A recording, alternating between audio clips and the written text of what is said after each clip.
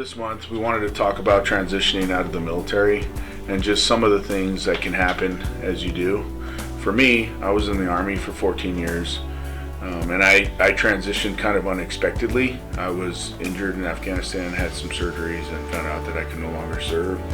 And it was a tough time for me. I thought I would stay in the military for the rest of my life. So I think it's a good example for a lot of you guys out there who might have a transition that happens unexpectedly. But I had a good support system with my family, which I leaned on, and I leaned on a lot of other leaders that I knew from the Army that had transitioned out before.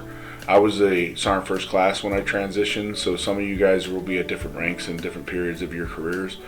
But I learned a lot from the senior leaders around me, so communicating with your leaders, and especially ones that you know have gotten out, even if you're a lower enlisted person, talking to other people around you that you know have gotten out. Hey, what was some of the things you ran into? What was some of the issues?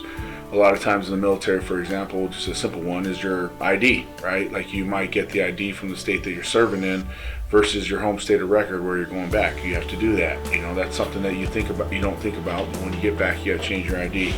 So there's just simple things like that, but I would just tell you, the biggest thing is to lean on your Army values, or your military values, and lean on your experience, right? Like the military teaches you how to be perseverant, how to push through the difficult times. And a lot of times in your transition, there's going to be people you meet along the way and people that you interact with that you're not going to like and that you are going to like, people that can help you and people that won't help you.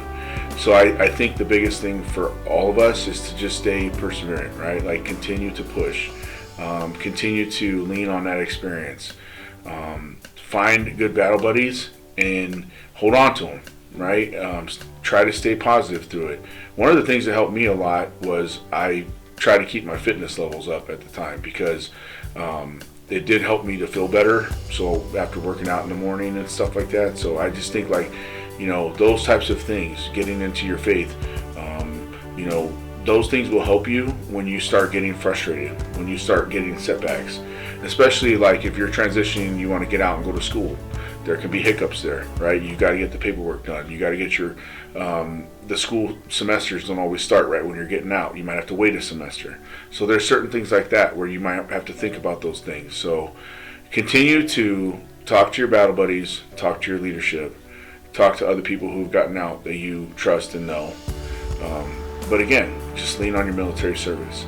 Count on the same things that got you through that to get you through this.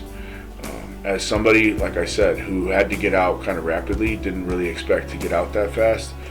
When I did, it was a really good blessing for me to have my faith, my family, to have that military leadership that used to be active, that was now retired, and then also just using that perseverance to just push through. I had some rough times the first year. It was tough.